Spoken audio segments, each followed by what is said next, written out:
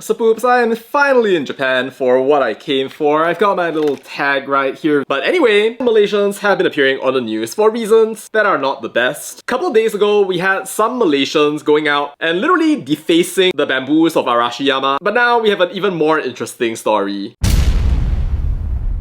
A couple of days ago, Bandon Tong received this note from the Yokohama City conservative faction that says, "Go back to your country." As the entire internet flips, our Sapoop becomes famous. And here he is with his Miss Universe response being all like, "Conservatives, is this enough to make you happy? Because it really hurt me. Originally from Malaysia, I've always admired Japan. My parents both love Japanese culture, so that's how I grew up." And you might think to yourself, this is so sad.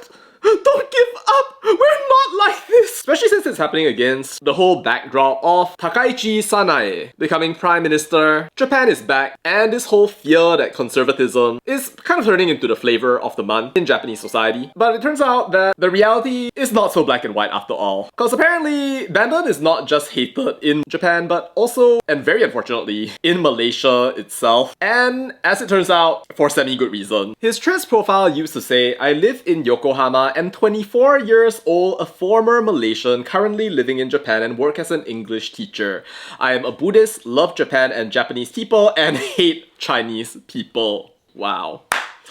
Truly incredible. The internet being the internet, people actually went and dug up some of his old posts right here, and a nice sample of comments include, "I used to be Malaysian, lol bozo, now I'm Japanese, and Lemao, imagine being proud of being Malaysian, can't even debunk any of my statement with logic, typical type M behavior." To which Miss Sarima responds by saying, "You're definitely not Japanese," to which our Sapoop responds with a nice, "I don't speak Bahasa, Barbie bro, sorry." And the discussion continues, as our Sapoop eventually responds with, "I have a Japanese passport, but arguing with a small brain type M like you is pointless and waste my time. Block then bye, stay poor." Wow. Sapoops, bak kata pepatah, a random Singaporean lady that I met on this trip, Gigi Liao. The Japanese hate him, he hates the Malays and they hate him back, and our Sapoop is a full-fledged product of mid-tier, self-hating Chinese Sapoop who thinks that he is Japanese with his blazing white BMW and English skills out here to save the people of Japan. So yeah, sorry Yokohama City conservative faction Sapoops. Cause even if you chased him back to Malaysia, we don't want him either. I mean, I don't know whether the note that he pasted on his car was actually real. Some people have been speculating that maybe, just maybe, it's a little bit sus that organization doesn't actually exist. And in fact, some people were saying that for all you know, maybe he put the note there and tried to make himself into a main character in a drama where he was the director, producer, and main character all at the same time. At the end of the day, I don't actually know whether this guy is really hated by Japan or Japanese people, but I think this is a classic example of how A, you can't leave your roots behind, they will always be a part of you. B, you have literally no reason to be racist and to insult people of other races or religions under any circumstances. Looking at the way that this man was literally treating people that he lived with for over 20 years of his life is like drizzling lemon juice on your own eyes. I mean, most of you who watch this channel know that I talk about Malaysia